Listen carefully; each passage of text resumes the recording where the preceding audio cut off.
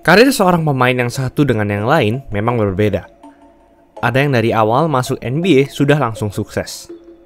Ada yang di awal-awal buruk, tapi di beberapa musim kemudian menjadi sangat hebat dan mendominasi. Ada lagi yang dari awal hingga akhir karir menjadi pemain yang biasa-biasa saja. Dan tentu, ada juga yang tidak bersinar sama sekali dan harus keluar dari NBA.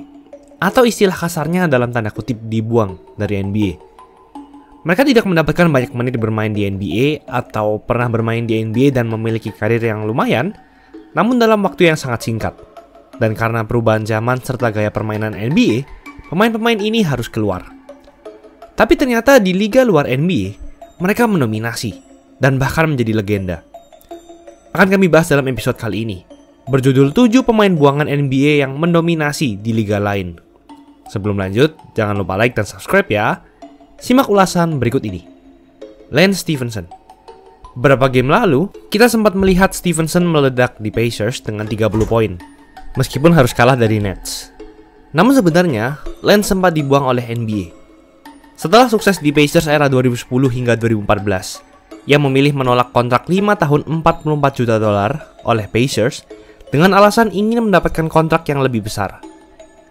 Namun ternyata, Stephenson tak bisa mendapatkan hal itu, sehingga menandatangani kontrak 3 tahun bersama Hornets yang lebih kecil. Namun hanya semusim di Hornets, performanya sangat menurun. Ia pindah ke Clippers dan makin menurun lagi, dan ia berpindah-pindah ke banyak tim, tapi dengan performa yang buruk. Ia keluar dari NBA pada 2019. Ia pun mencoba bermain di CBA di tim Liaoning Flying Leopards. Dan beruntungnya, Stephenson malah mendominasi di sana. Ia memiliki raihan 26,7 points per game, 7,4 rebounds per game, dan 3,8 rebounds per game. Kita berharap karirnya sekarang di Pacers bisa bangkit lagi dan membaik. Lamar Patterson. Pemain ini sempat didraft di urutan pick nomor 48 ke Milwaukee Bucks pada NBA Draft 2014, namun langsung di-trade ke Atlanta Hawks. Namun karena performa yang buruk, Lamar hanya bermain di NBA Summer League 2014 saja, namun tak sempat bermain di NBA. Ia baru bermain di NBA pada musim 2015-2016. Setelah pada Summer League 2015, ia memiliki performa yang baik. Namun Patterson hanya mencatatkan 2,4 poin per game saja di Hawks, sehingga ia dilepas oleh tim tersebut. Ia berpindah-pindah dari tim G League dan Liga Internasional, hingga akhirnya ia bermain di Liga NBL Australia pada 2018. Di sana, ia bermain di tim Brisbane Bullets dan mendominasi.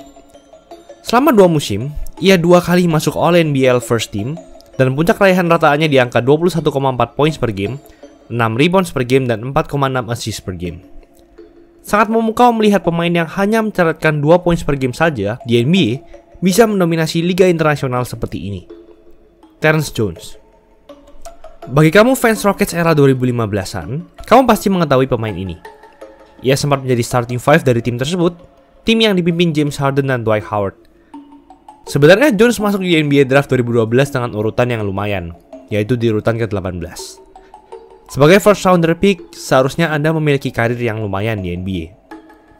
Dan memang benar, karir awalnya di NBA terbilang sangat baik. Dia selalu menjadi starting 5 Rockets di musim keduanya di NBA. Dia bahkan sempat mencatatkan 36 poin di musim keduanya, dan menjadi pemain kedua termuda yang mencatatkan lebih dari 30 points dalam sejarah Rockets, di belakang Hakeem Olajuwon. Namun karena wabah cedera yang melandanya selama 2 musim berikutnya, membuat performa Jones menurun. Ia semakin tidak dimainkan karena datang Clint Capela, center muda yang dianggap lebih baik, sehingga Jones tidak lagi bermain di starting 5. Dan akhirnya, ia berpindah dari Rockets dan ke beberapa tim NBA dan G League. Dan pada Mei 2019, ia bermain di Liga Pro Filipina, yaitu PBA. Di sana, ia sangat mendominasi, dengan raihan 30,7 points per game, 15,4 rebounds per game, dan 7,5 assist per game. Ia pun mendapatkan penghargaan Best Import of the Conference saat bermain di sana. Untuk sekarang, Jones bermain di tim Mets de Guaynabo, tim profesional Liga Puerto Rico. Andrew Bogut. Bogut bisa terbilang sedikit tidak sesuai ekspektasi dalam karirnya di NBA. Ia adalah pick nomor 1 dalam NBA Draft 2005 dan masuk ke Milwaukee Bucks. Dalam karirnya, ia paling banyak mencatatkan 15,9 points per game saja, tepatnya pada musim 2009-2010. Namun ia terkenal sebagai defender yang handal, di mana ia pernah 1 kali masuk All-NBA Defensive Team dan 1 kali memimpin perolehan blok liga di NBA.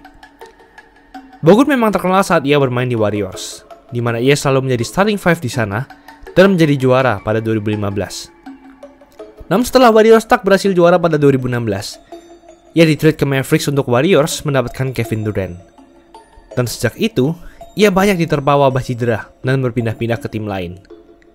Setelah musim 2017-2018 di Lakers, bersamaan dengan istrinya di Australia yang hamil, ia memutuskan untuk bermain di Liga NBL Australia selama musim 2018-2019, tepatnya di tim Sydney Kings. Dan di sana, ia mendominasi liga tersebut. Ia memimpin timnya ke peringkat 3 dan ke semifinal, serta mencatatkan 11,6 poin per game, 11,7 rebounds per game, dan 2,8 blocks per game. Ia menjadi MVP liga tersebut, All-NBL First Team, dan Best Defensive Player. Hal ini terbilang mendominasi, jauh lebih baik dari karirnya di NBA, di mana ia tidak pernah menjadi MVP. Marshawn Brooks. Mungkin banyak dari kamu yang tidak mengetahui pemain ini. Dia hanya terkenal saat musim pertamanya saja di NBA, tepatnya pada musim 2011-2012 ketika bermain di New Jersey Nets. Brooks masuk dalam All-NBA Rookie Second Team setelah mencatatkan 12,6 poin per game, ketiga tertinggi dalam rookie di NBA musim itu. Namun musim selanjutnya, menit bermainnya menurun drastis di bawah pergantian pelatih menjadi PJ Carlesimo. Ia di-trade ke Celtics dan berpindah-pindah ke beberapa tim, hingga akhirnya keluar dari NBA dan bermain di CBA, Liga Profesional Basket Negara Cina. Dan di sana, ia sangat mendominasi. 3 musim bermain di tim Jiangsu Dragons, ia selalu mencatatkan lebih dari 30 poin per game. Puncaknya pada 2017-2018 dengan 36,5 poin per game. Statistik ini bahkan hampir menyamai statistik poin per game musim tertinggi Michael Jordan di NBA dengan 37,1 poin per game. Ia sempat diambil lagi ke Memphis Grizzlies, namun karena performanya yang buruk, ia kembali lagi bermain di CBA. Aaron Brooks.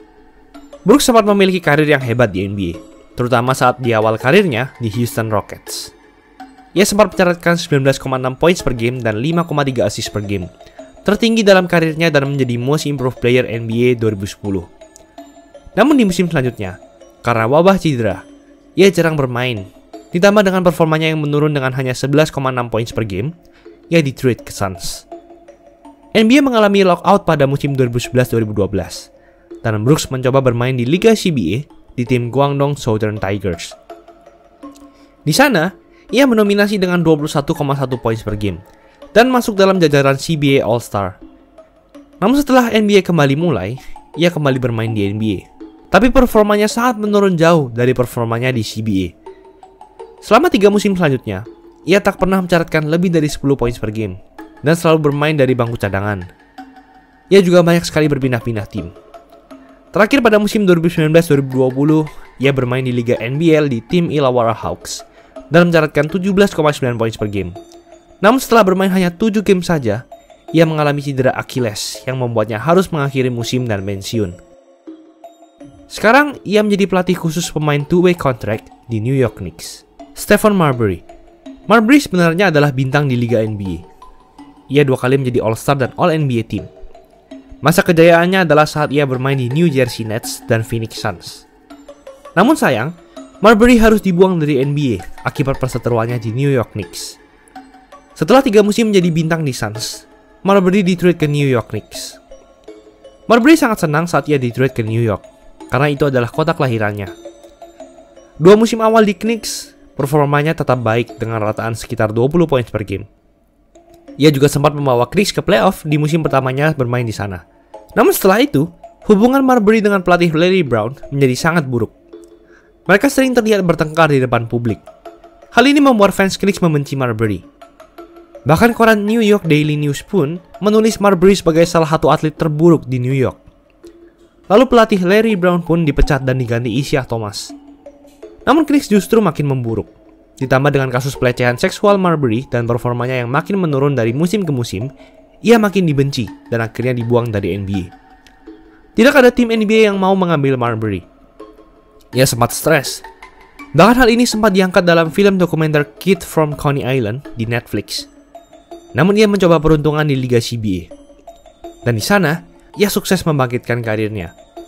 Sempat berpindah-pindah tim, ia akhirnya menemukan rumahnya di tim Beijing Ducks. Ia mendominasi CBA dengan raihan terbaik 29,5 poin per game, 3 kali juara NBA, 1 kali Finals MVP, 1 kali regular season MVP, dan 6 kali masuk CBA All-Star. Itulah ulasan mengenai episode kali ini.